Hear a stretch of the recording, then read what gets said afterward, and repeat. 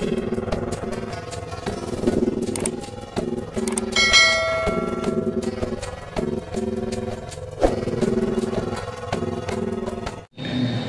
terhormat Bapak Bupati Pasaman, Bapak Sabar AS MSI, para undangan yang berbahagia, seluruh soimin dan soimat yang saya muliakan. Mendekati buka kita pada hari ini, sebenarnya kalau udah waktu-waktu seperti ini tinggal Allahumma laka sumtu wa bika amantu, itu yang pas ya.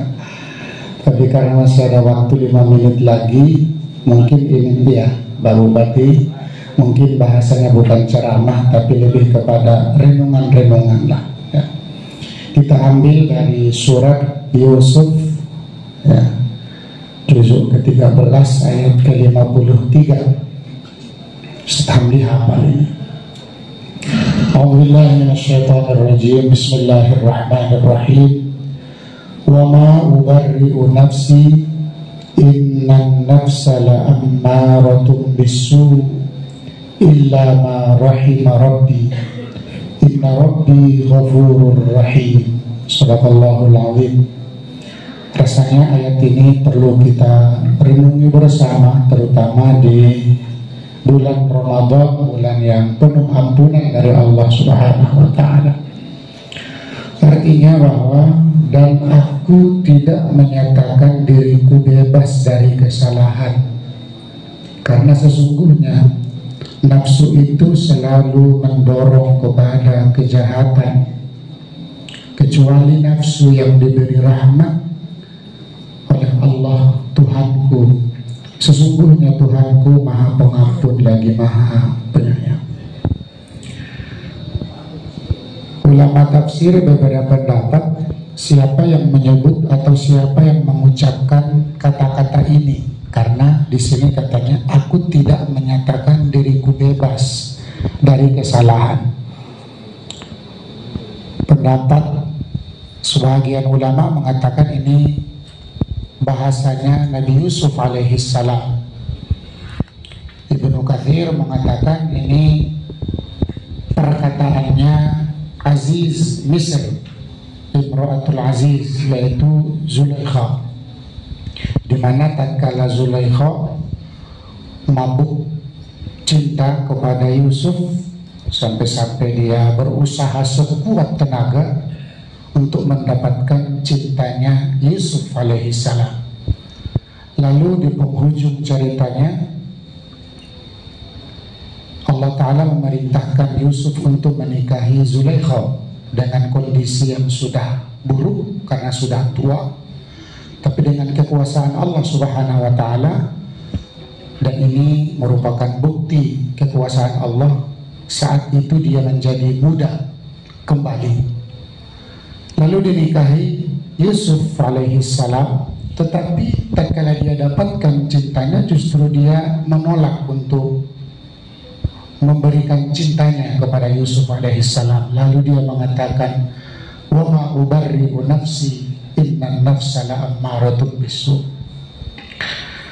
Bapak dan Ibu yang berbahagia, Bapak Bupati yang kita hormati, minimal dari ayat yang kita bacakan ini kita lihat ada gambaran beberapa. Yang pertama, sesuai tabiat manusia, manusia itu dia bisa pasti akan terjatuh kepada kesalahan. Tidak ada manusia yang tidak bersalah. Manusia itu pasti akan jatuh ke lubang kesalahan. Namun yang terpenting dari kesalahan yang pernah kita lakukan adalah respon kita sebagai manusia. Kita pasti pernah jatuh berdosa atau maksiat dan lain-lain sebagainya. Tetapi yang terpenting dari sebuah kesalahan yang kita lakukan adalah respon kita atas kesalahan kita itu. Menurut ayat ini Bapak dan Ibu, idealnya seorang manusia yang jatuh kepada kesalahan itu, idealnya pertama dia harus mengakui. Sebab manusia itu memiliki nafsu, ya. Sehingga Allah Subhanahu wa taala mengatakan illa ma rahima rabbi. Sesungguhnya nafsu itu selalu mendorong kepada keburukan dan kejahatan, kecuali nafsu yang dirahmati oleh Allah Subhanahu wa taala. Kalau dalam ilmu qawaid bahasa Arab, nafsu itu di sini disebut dengan ma, bukan ma. Berbeda ya. Kalau ma berarti nafsu itu bisa menjadi berakal atau tidak berakal. Sehingga nafsu itu bisa dia di bawah akal atau bisa dia di atas akal. Sehingga Allah sebut ma, bukan ma.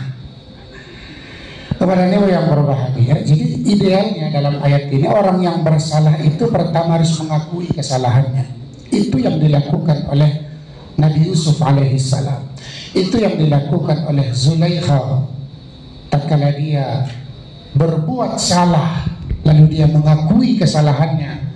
Bahkan di hadapan raja-raja dia mengakui bahwa karena tipu muslihat dialah makanya Yusuf alaihissalam dipenjara selama 8 tahun di penjara.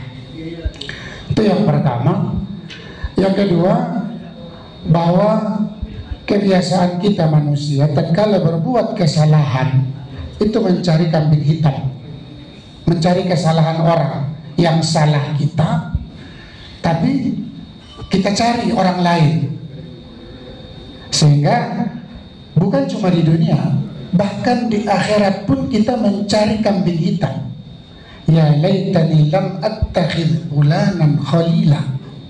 Tatkala nanti sudah kita atau na'udzubillah sudah dibentangkan di hadapan kita dosa-dosa kita, lalu kita akan bicara, sekiranya aku tidak berteman dengan si Anu, gitu kan, mencari kambing hitam. Padahal yang berbuat salah adalah kita, yang punya nafsu adalah kita, dan yang berbuat adalah kita. Tetapi kita, sifat manusia itu selalu mencari kambing hitam. Dua. Dan yang ketiga, dalam ayat ini kita diberikan semacam sinar bahwa kalaulah kita berbuat salah, berbuat kesalahan, semestinya kita yang harus bertanggung jawab. Kita harus berani bertaubat, mengakui kesalahan kita. Mumpung di bulan Ramadan, sesuai dengan hadis Rasulullah SAW, awsatuhu maghfirah, bahwa di pertengahan, selamat datang Ibu Ketua tim, alhamdulillah ya.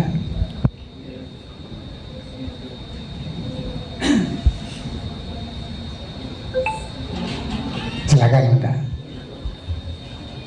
Baik, pulang dari Padang ya, alhamdulillah sampai selamat menjelang berbuka pula itu. Jadi kalau bedanya, kalau orang Eropa itu kalau berjanji, mohon maaf nih, berjanji itu pasti tepat waktu, mohon maaf. Tapi umat Islam itu cuma satu yang bisa kita tepat waktu, saat berbuka. Kalau berbuka belum waktunya sudah siap semuanya ya. Tapi kalau Pak Bupati mengundang 5:30 santai ya, itu masih agak sulit kita untuk mendapatinya. Mohon maaf. Selanjutnya Bapak dan Ibu, bahwa ilmu yang kita dapatkan dari ayat ini adalah bahwa kita harus berani mengakui kesalahan kita, baik di hadapan orang, kalau kita memang salah kepada orang, apalagi di hadapan Allah Subhanahu wa ta'ala. Dan itu sulit untuk dilakukan, sulit untuk mengakui kesalahan.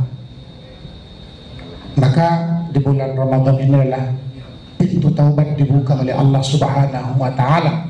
Kalaulah kesalahan dan dosa kita itu berhubungan dengan orang, maka kita harus berani mengatakan, saya mohon maaf, saya salah. Tapi tatkala kejahatan dan keburukan yang kita lakukan itu berhubungan dengan Allah Subhanahu wa ta'ala, inna rabbi ghafurur rahim, sesungguhnya Allah Tuhanku maha pengampun lagi maha penyayang. Ini yang kita harapkan di pertengahan Ramadan ini Allah buka pintu, Allah malaikat suntuk. Ya, kita harapkan di bulan Ramadan ini kita terus membaca istighfar, mengakui kesalahan kita kepada Allah Subhanahu wa taala.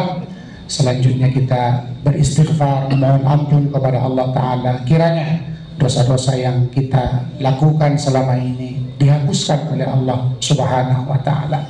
Terkait dengan mohon ampun, sebenarnya kita juga bisa mohon ampun kepada orang tua kita. Orang tua kita. Jadi kalau guru-guru kita dulu mengajarkan itu, astagfirullahaladzim li walil walidayya walil mu'minin.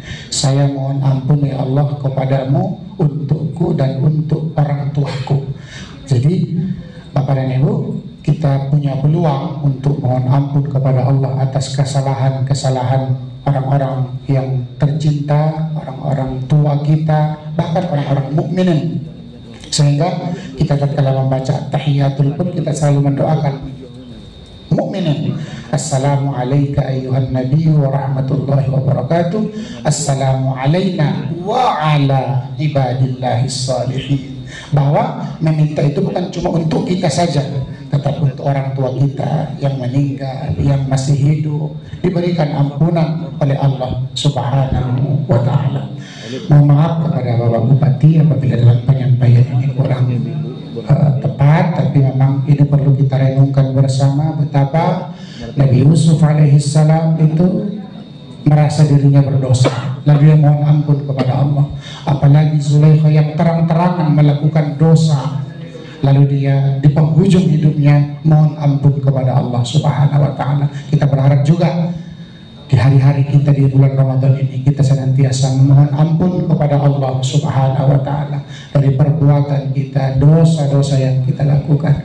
Amin ya rabbal alamin. Sama-sama kita tutup dengan membaca hamdalah, alhamdulillahirabbil alamin. Wassalamualaikum warahmatullahi wabarakatuh.